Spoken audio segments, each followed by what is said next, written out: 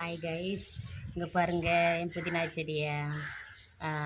கடைக்கு போகும்போதெல்லாம் கேட்போம், கொஞ்சோண்டு தருவான்.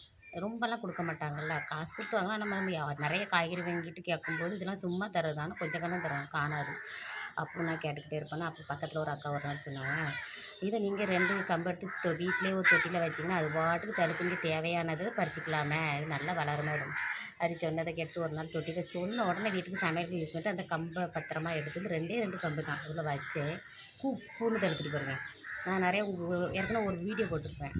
இப்போ டெய்லி சமையலுக்கு தேவையானங்கிறதுனா அதில் பறிச்சுக்கிடுவேன். கடைக்கு போகும்போது காய்கறி தரும்போது சும்மா தானே தருவாங்க, அதையும் வாங்கிக்கிடுவேன். இல்லாத பட்சத்தில் இதையும் பறிச்சுக்கிடுவேன். அது இல்லாமல் இது என் பெஸ்ட்டு ஃப்ரெண்டுன்னா, நான் டெய்லி ஈவினிங் வாக்கிங் போவேன் மேலே மொட்டை மாடியில்.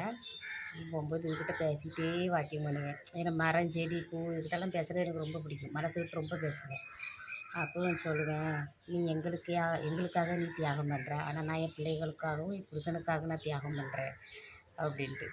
அந்த சும்மா எதையாவது கிறுக்குவாக்கில் ஏதாவது மனசுக்குள்ள ஏதாவது கஷ்டமாக இருந்தேன், நான் என் ஹஸ்பண்ட்கிட்ட சண்டை போட்டேன்னா, இனிமேல் அவங்ககிட்ட பேசக்கூடாது, நான் பேச மாட்டேன் அப்படின்னு சொல்லிட்டு இதுக்கிட்ட நான் பேசுவேன். அப்புறம் பிள்ளைங்கள அடிச்சுட்டு வீட்டை அடிக்கும்போது ஒன்றும் தெரியாது, அதுக்கு நம்மளை விட்டு ஸ்கூலுக்கு போகும்போது அதை நினச்சி ஃபீல் பண்ணுவேன். ஐயோ பிள்ளைய அடிச்சிட்டோமே, பிள்ளைய திட்டிட்டோமே.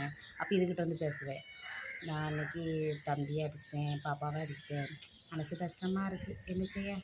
சரி ஈவினிங் வந்து ஏதாவது அவங்களுக்கு பிடிச்சதை செஞ்சு கொடுத்து அப்படி கூல் பண்ணிடலாம் அப்படின்னு சொல்லுவேன். இப்படி யாராவது உங்கள் வீட்டை பேசுவீங்களா, செடி மரம் போகுதான்னு இருப்பாங்க, பேசுகிறவங்க இருக்காங்க.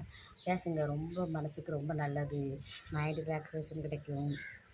அப்புறம் ஒரு புத்துணர்ச்சி கிடைக்கும். அதாவது யார்கிட்டையாவது கொட்டி தீர்க்கிறதோட மனுஷங்கிட்ட கொட்டி தீர்க்காதுங்க.